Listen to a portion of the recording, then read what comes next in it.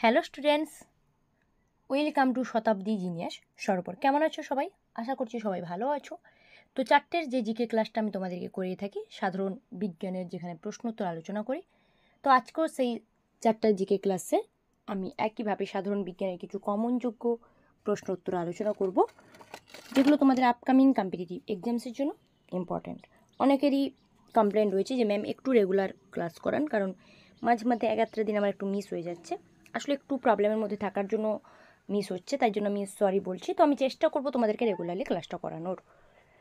প্রথম প্রশ্ন, একটি প্রকৃত শ্যাওলার উদাহরণ দাও। প্রকৃত শ্যাওলা, উত্তর হচ্ছে স্ফ্যাগনাম। ঠিক আছে, অপশান দেখো, এখানে আমি অপশান দিইনি, শুধুমাত্র কোশ্চেন অ্যান্সার। অপশান থাকলে প্রকৃত শ্যাওলা বললে স্প্যাগনামকে তোমরা টিক চিহ্ন মারবে, তাই তো। নেক্সট, গনিয়া উলাক্স কোনটির অন্তর্গত? গনিয়া উলাক্স কোনটির অন্তর্গত? কোনটির বলতে কোন পর্বের বা কোন শ্রেণীর অন্তর্ভুক্ত সেটাই জানতে চেয়েছে অ্যাকচুয়ালি। কী হবে সঠিক উত্তর? কী হবে বলো তো? সঠিক উত্তর হবে প্রোটিস্টা।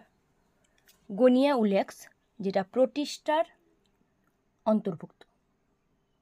এটা হচ্ছে একটা ক্ষুদ্র আণুবীক্ষণিক জীব যেটা জলে বেড়ে ওঠে। ঠিক আছে, নেক্সট, ফাইলাম আর্থ্রোপোডার উদাহরণ দাও। দেখো, আমরা আর্থ্রোপোডা কোন কোনগুলো, আর্থ্রোপোডা কোন কোন জীব আমরা জানি। তো আর্থ্রোপোডা, ফাইলাম আর্থ্রোপোডা উদাহরণ বলতে কোনটাকে বোঝাচ্ছে না? বৃশ্চিক।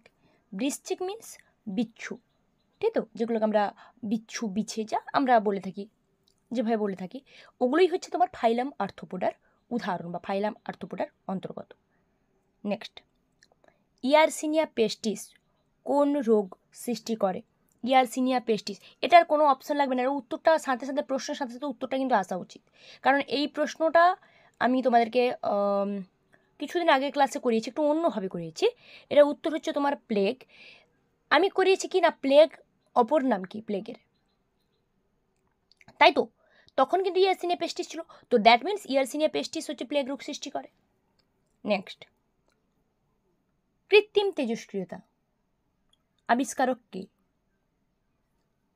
কৃত্রিম তেজস্ক্রিয়তা কে আবিষ্কার করেন বা আবিষ্কারক কে? কি হবে? এখানে দুজন আছে, কি কি না, আইরিন কুরি এবং ফ্রেডরিক জোলিও।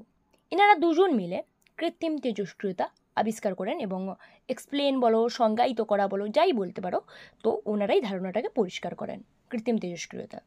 নেক্সট, ইউরিয়া কোথা থেকে সংশ্লেষ হয়? ইউরিয়া কোথা থেকে সংশ্লেষ হয়? খুব সুন্দর একটা প্রশ্ন। কোথা থেকে সংশ্লেষ হয়, এটা কিন্তু অনেকে মানে অপশান দেওয়া থাকলে আমি বুঝতে পারছি তোমাদের গেস করা ইজি হবে। উত্তর হচ্ছে তোমার অ্যামাইনো অ্যাসিড, কিন্তু আমার মতে কোশ্চেন অ্যান্সারটা ভালোভাবে জেনে থাকলেও গেস করা ইজি হবে, একই ব্যাপার, তাই তো। তাহলে অ্যামাইনো অ্যাসিড থেকে ইউরিয়া সংশ্লেষ হয়। নেক্সট, পাকা আমে কোন ভিটামিন থাকে? পাকা আমে আমরা কোন ভিটামিন পেয়ে থাকি? পাকা আম খেলে আমাদের শরীরে কোন ভিটামিন ঘাটতি পূরণ হবে বা কোন ভিটামিন আমাদের শরীর সংশ্লেষ হবে? উত্তর হচ্ছে ভিটামিন ই। পাকা আমে ভিটামিন ই উপস্থিত, ভিটামিন ই থাকে পাকা আমে, তাই তো। চলো, আচ্ছা 7 নম্বর হয়ে গেল, তাই তো। নেক্সট প্রশ্ন চলে যাবো আমি।